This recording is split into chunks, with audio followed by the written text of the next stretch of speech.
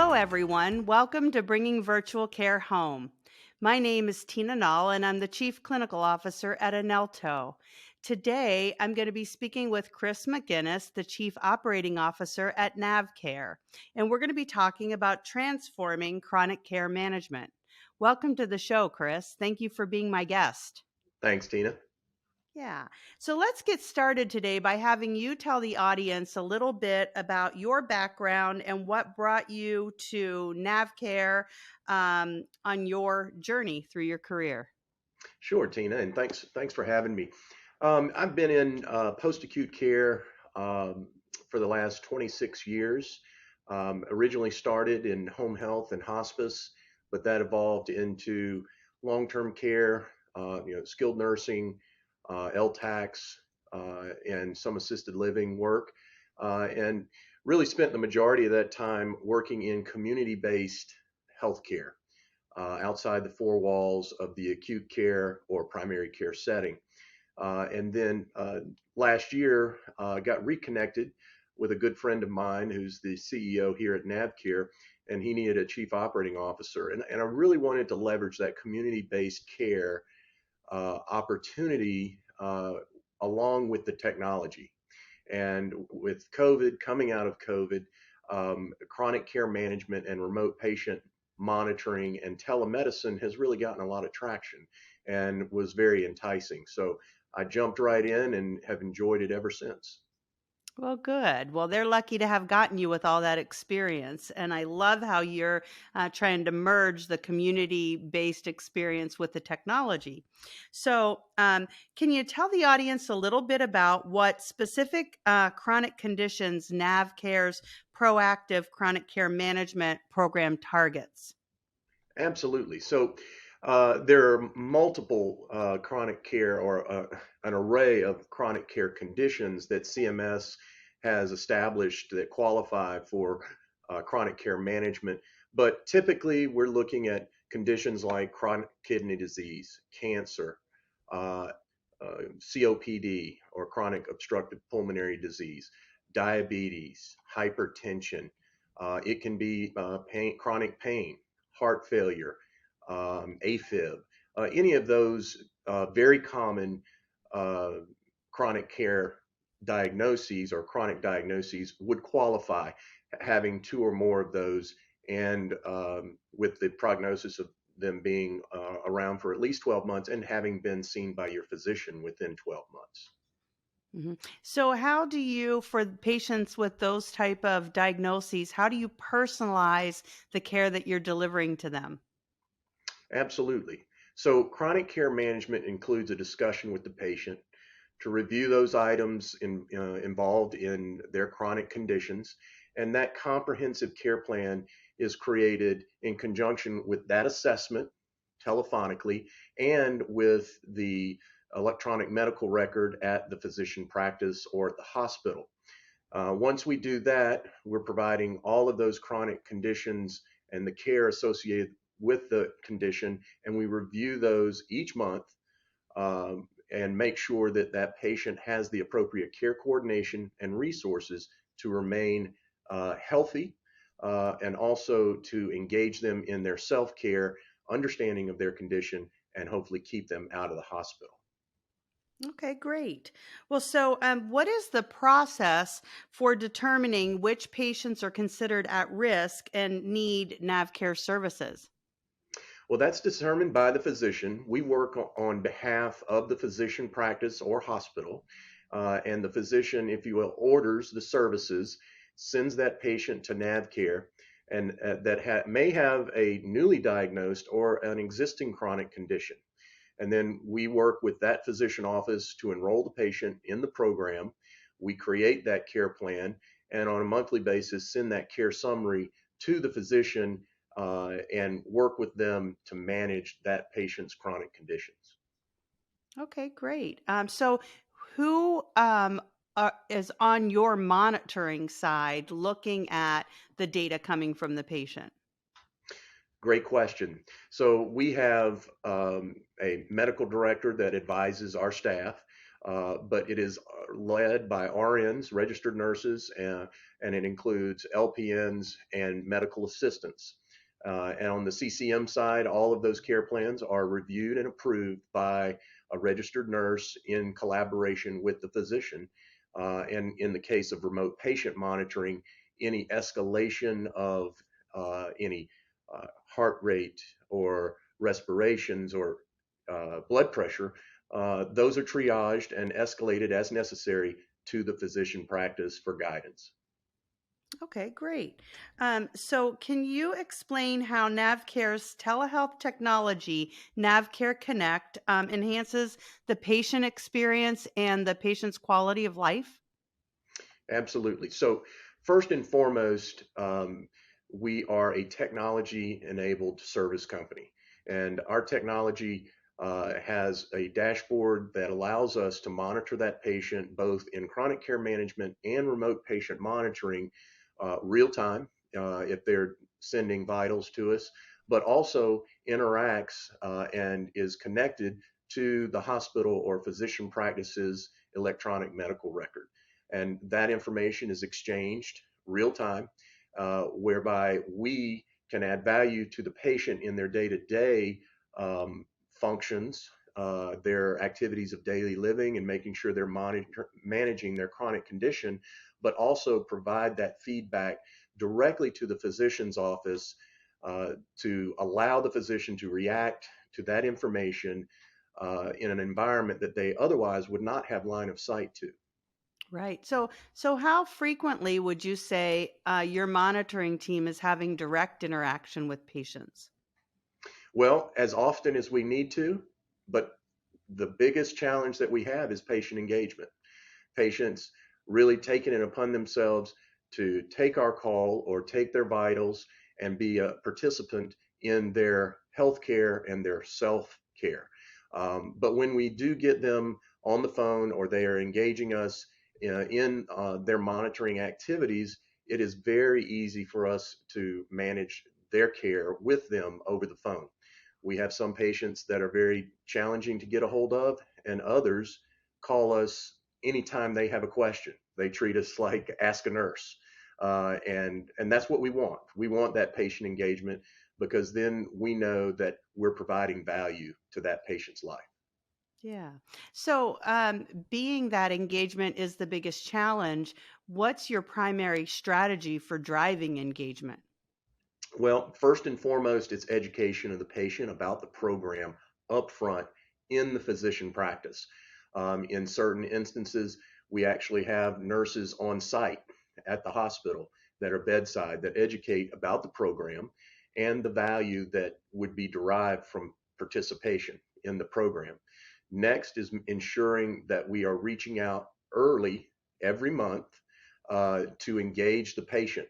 And then in our practice, it is when we have made 3 attempts and have not been able to engage the patient, we actually send a letter. Um, Nothing works better than having a letter sent directly to. I know my 76-year-old father loves to go out and get the mail, but notifying them that hey, we have difficulty getting in touch with you. We also utilize text messages and communication through the equipment that they may be using to monitor their care. Yeah, that was going to be my next question was do you have a established two-way communication channel through the actual hardware that is placed in the patient home? Yes, we do. And while we're really equipment agnostic. Whatever the provider or um, physician practice or hospital chooses to use, they all have two-way communication. Well, I say all. Most of them have two-way communication. Some even have telemedicine capabilities. So we can actually see the patient face to face, or if not face to face, certainly can communicate directly through that hub that the equipment is Bluetooth enabled attached to. Mhm. Okay, so at this point, what do you see as the next major milestones for NavCare as you continue on this healthcare in the home type journey?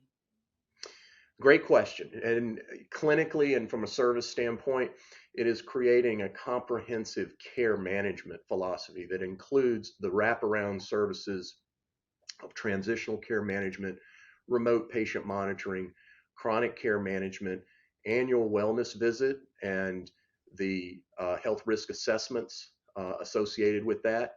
When we can roll that all in and package it together, we really create a pretty sophisticated means of monitoring patients in the home, not just for the Medicare fee for service patient, but for the Medicare Advantage patient, for patients involved in ACOs, in other health plans, and even other areas of Medicaid and maybe some union patient population management. So the field is very broad and deep.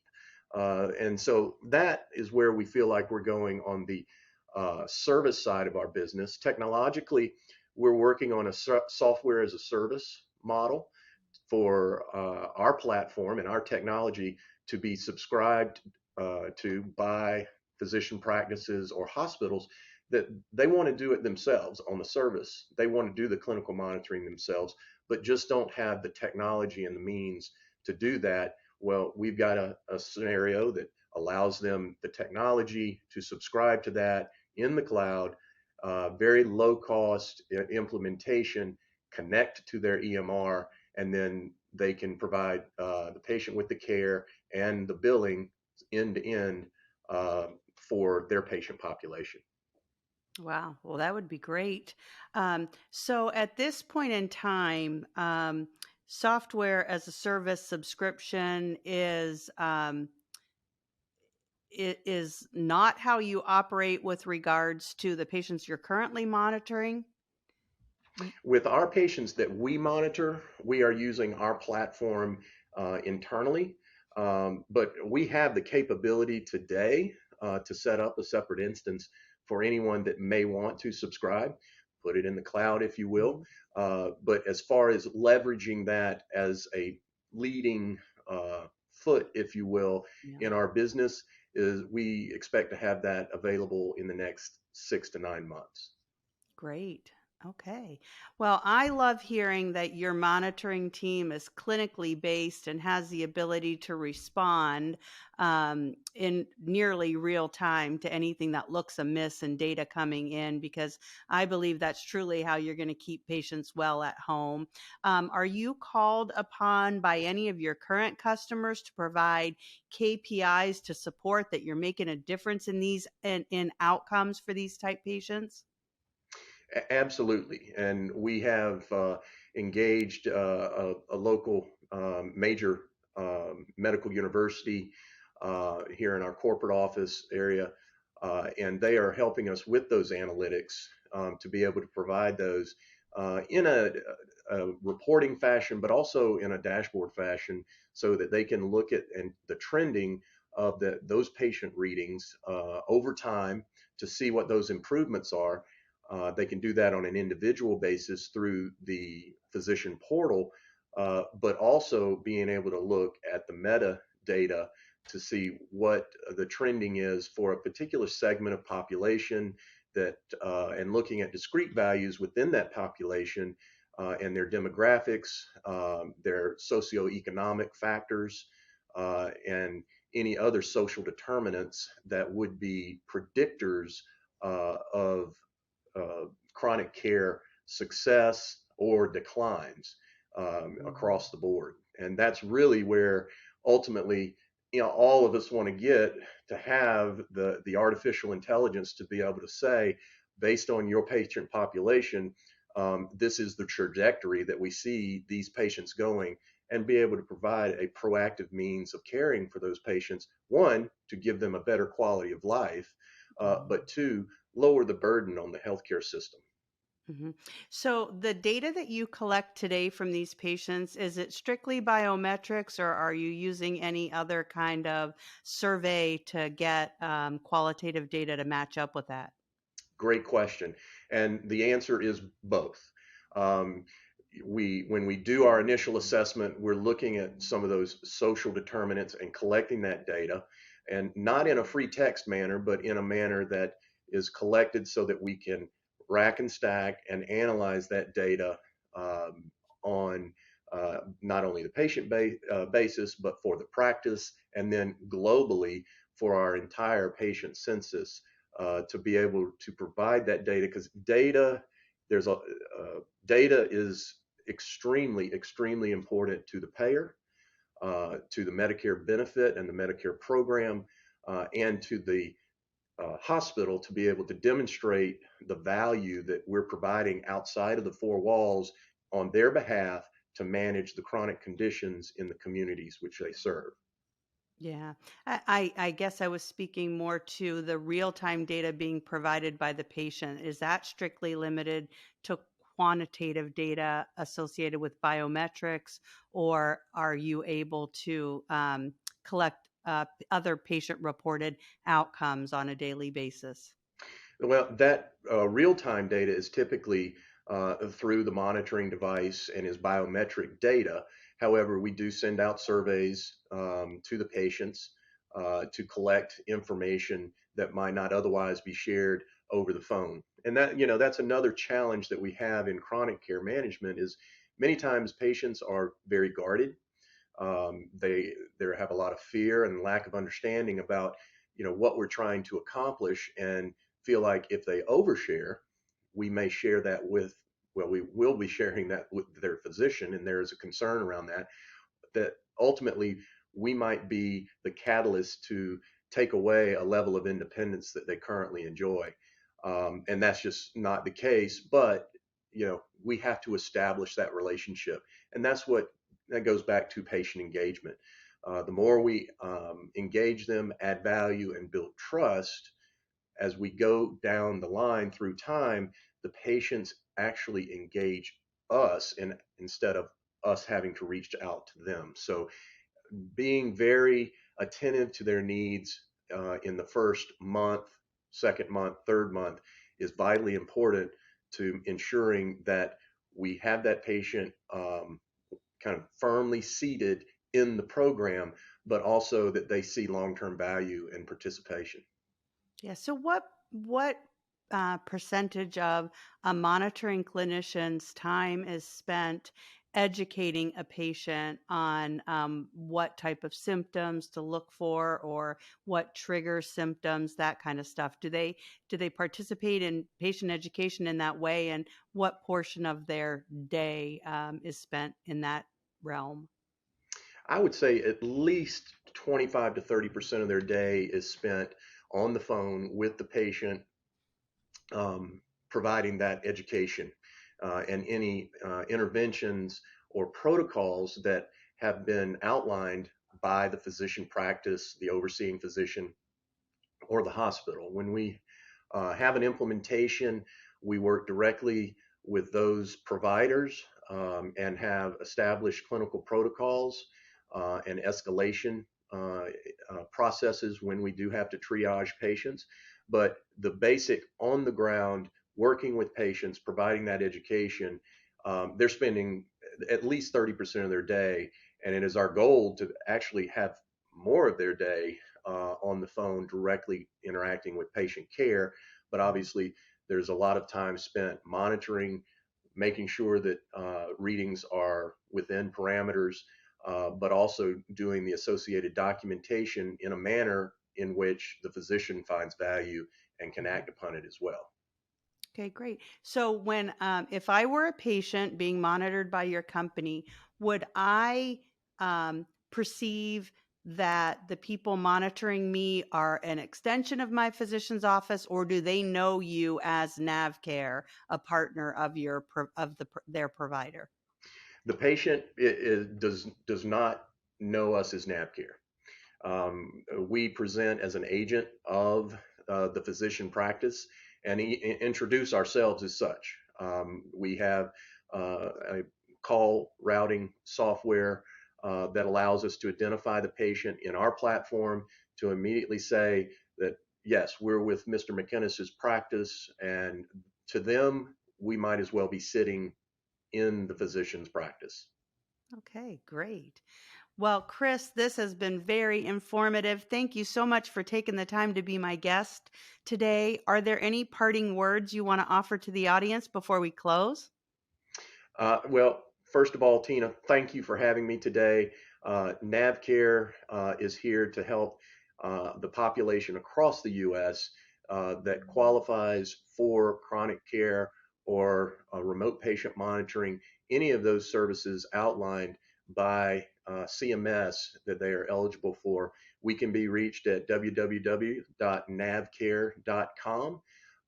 You can be routed to us through the internet or call us on our contact information. And I'm on there and I'm always available to email me directly if you have any questions about chronic care or remote patient monitoring.